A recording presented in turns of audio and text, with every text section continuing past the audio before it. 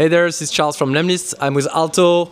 I'm sure he's going to leave soon. And I'm with Tom from Paddle. Thank you for being here, Tom. No, thanks for having me. It's a great office, honestly. Tom is visiting us in Paris at Lemlist HQ. And so very happy to have you, Tom. I wanted to do a quick recording to unwrap a bit more about the BDR life and what makes a successful BDR. So Tom is a top performer as a BDR. He's been at Paddle for 2.5 years. And so my first question for you, Tom, is like, what do you think makes a top performer as a BDR? Like what's the secret sauce that you have to be so strong in this role? Yeah, I think a big part for me is just making sure I'm organized. I know, like, looking back at my own results, where they haven't been as good is when I've been the most stressed. So for me, the way I reduce that stress is just through organization. So it's making sure you're taking the time where it doesn't necessarily feel like you're getting straight to your number, but you're taking that couple of days a month where you basically just make sure all your ducks are in order.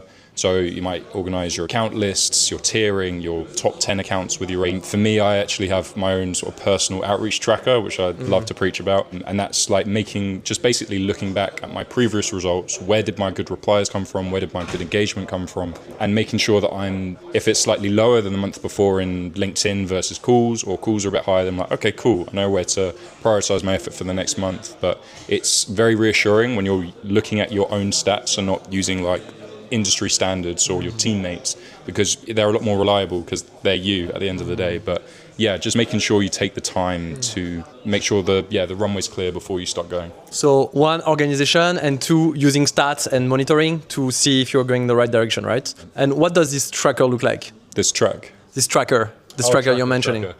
Yeah, so I have basically this Google sheet. I've made a new one every quarter where, just so it doesn't feel like too monotonous, I change the colors every time. So at this point, I've got like 9 of them and I'm starting to run out of colors. So maybe I have to redo. But yeah, I basically track what I'm sending over email, LinkedIn. So whether I send a message, a voice note, a video, how many people I'm dialing, but also really importantly, the replies. So I have like a color system, just like red, amber, green for like, how the reply went. And I track about what channel these replies came from. And then I can set a filter for for replies that have been through LinkedIn, what was the CTA, what was the messaging, who was the persona, and using that I can understand where I should sort of direct my efforts next. And when you have enough data, when you've been doing it for maybe a couple quarters, you can have an awesome like holistic view of what's working where. And I think when you have that data and those insights, it's a lot harder to go wrong. And I think that's a big part of the job. It's not necessarily getting lucky, but it's reducing the chance that you get unlucky. Yeah. And you're sure that you don't miss anyone. And in this tracker, is this a tracker built at account level or people level, or is it both? Because you do multi-threading, no? You target multiple people in each company, no? Yeah, it's account level. I think if I did it person level, it might take the whole month to get that like as good as I want it. But yeah, the account level, and then I'd use maybe Salesforce or even tracking on LinkedIn Sales Navigator for the persona specific. But then I'll have like little updates for if I've had a LinkedIn ad. The day before I'm outreaching, I'll make sure that my list of like the 6 companies I want to outreach is nice and like I know where I'm going. Yeah, does that answer your question? Yeah, perfectly. So I understand like part of your secret sauce is really organization and monitoring of your stats. Do you have any other secrets that you use to be at quota and above? I think any other secrets? I think a big thing would be... You mentioned a lot, I think when we last spoke, it was a lot about personalization, that you do it very well, because actually like Tom outreached me a while ago and we remain in contact since then, but you did very good with like, so I don't want to say everything, but you use the video, you still do that using videos? Yeah, absolutely. I think the way people outreach at the minute it can always be tweaked. Like, I think for every person, every prospect, because they are people at the end of the day, people are more receptive or less receptive to certain methods of outreach. So some people, they might only respond to emails. Other people might prefer only LinkedIn, or it's maybe they don't respond to anything, but if they see a voice note, they're like, oh, that's got my attention, I'm going to respond to this guy or listen to what he has to say. Maybe it's over the phone because they're so busy. If you catch them at the right time, then you'll get their attention. Yeah. So I think that diversification of outreach is just essential. So yeah, of course with Charles, I think I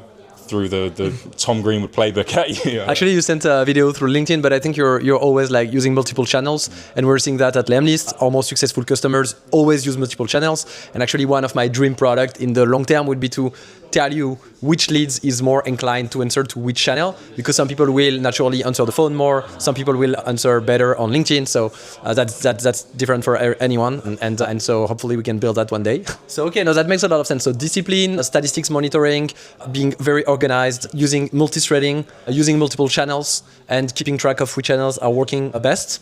That's really helpful. Now, a question for you is like, you've been BDR for 2.5 years now. Did you see anything change in the market, like, or would you say that things are pretty much the same as they were when you started? Yeah, it's a good question. I think the job changes every day, ultimately. What works yesterday won't necessarily work today, and then that may change again tomorrow. So having a look, I always think it's worth... sorry, what was the question? No, the question is like, it's really like, what have you seen change in the market? Like, do you feel like it's harder now than it was when you started or not? I think the market's a lot more, people are getting more messages than they ever were. I think this is why it's really, really important. It's not necessarily what you're saying, but how you're saying it. We were speaking about earlier, but yeah, I sent some outreach, I think it was like over the summer, where I recorded like 10 Loom videos and I sent them out to prospects, and then I got a response. I was like, oh, awesome. I checked the response. It's like, yeah, mate, this doesn't have any sound. And I was like, all those videos I recorded were, no sound.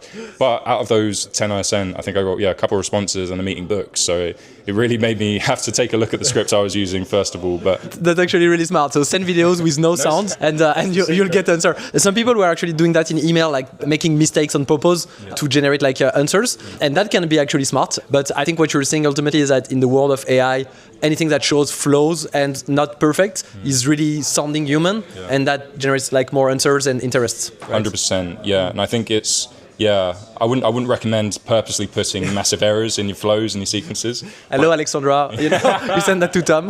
But yeah, I think if it's like a very human error, it just comes across so much better and it makes you stand out, because at the end of the day, people buy off people. People like talking to people, not AI, not these like over-polished, like perfect messages with all these M dashes. Yeah, that's my take. And I think something else that you do that we've seen like when we're doing our videos together, it's like you have a very strong business acumen. So you know very well like your competitors, the problems that your product solve. Do you have any tips on how you can build that? Because we're seeing that in the world of AI and tools, etc. Business acumen is like critical for sales team.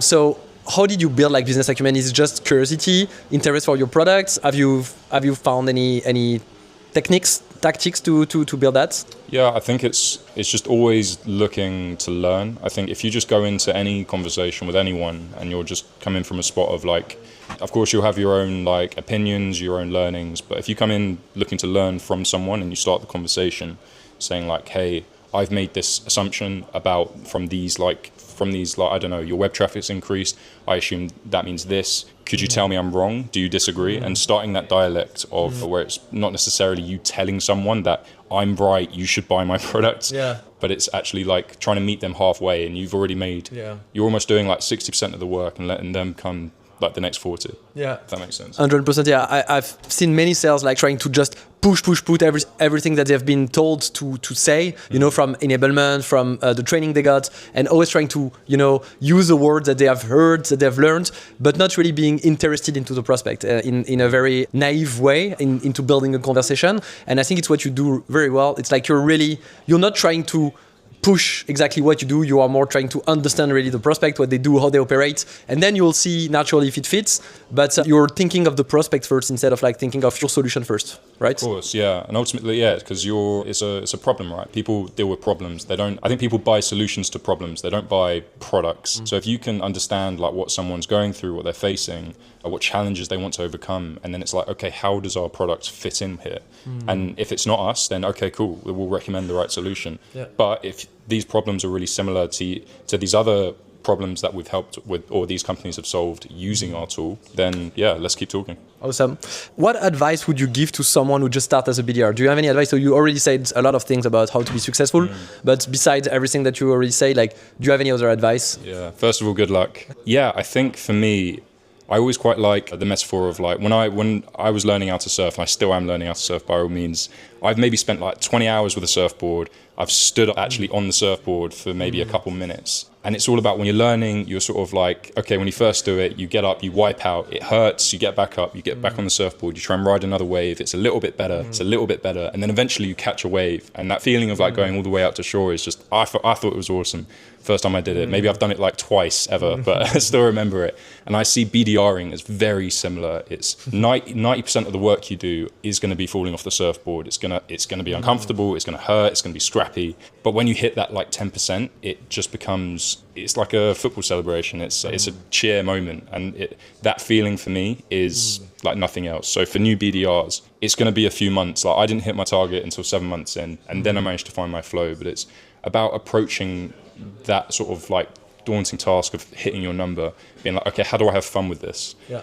How do I like put the process involved to make it my own rather Love the process. Yeah, enjoy the process. Yeah, enjoy the process, because it's not going to last forever. And yeah, I'm like always going to look back at the last 2 years with just such like happiness, because I really like, for me, I made it my own, and I've managed to, and I've had like, and made a career out of it. And it's, I've had a lot of fun. So yeah, that's the main thing for me. It's like anything in life, just have fun. Yeah, a great VP of sales told me that sales is like a muscle, and so you need to practice it exactly as you mentioned for surfing. You fall, you get back on the board again and again and again, and ultimately you have the muscle like that shaped and that's stronger. So awesome. Last question is like, do you use any tools? So you mentioned videos. How do you record video with? And do you recommend any tools? I know you use Google Sheets. You mentioned that. What is your tool stack? Yeah, so of course Google Sheets, that first and foremost. That's probably where I spend my time daily. We use Gemini as our sort of AI co-pilot. That's awesome for like a coach, bouncing off ideas, giving feedback on responses. We also use Salesforce for our CRM, Loom for videos, recording the videos, just voice notes, and I actually use like the just front-facing camera in LinkedIn for sending those sorts of content. Sales Navigator, lemlist for sourcing like phone numbers, emails, contact data. So that's been really helpful for myself. And unfortunately to say to Charles, but Gong for for our outreach. I know actually for the little story, but Tom at Paddle they're using Gong, and I gave actually a free seat to Tom so he could try lemlist. And actually I was not sure that you would use it on a daily basis, but what you told me that you actually use it, so I'm really happy if you do. No, it's awesome. And I'm really thankful for the credits as well. It's been awesome to try that. Always willing to have a look and try new sales tools, and guys building a great product. Nice, thanks. Awesome. So thanks a lot, Tom, for all of that. Like very precious insights. We'll talk when you're next year when you have evolved in your role and you have more things to share. I'll try to interview other BDR and BDR leaders. If you're looking for a payment solution, like Paddle does everything. It's a merchant of record. So if you don't know what that means, I actually know now. It's like it means that it does everything from like a billing, a payment provider, revenue recognition, taxes. So basically, you have only one provider that does everything instead of having like multiple tools. That's what you do, and so you don't have to worry about anything. And so great product, a very successful company. Thanks a lot for being here, Tom. And we're hiring for BDRs, so if you like a BDR role, Charles, you're basically there. I would love that. That's an amazing job. Thanks a lot, Tom, and I'll see you soon. Yes, definitely. Appreciate this, Charles. Take care, guys.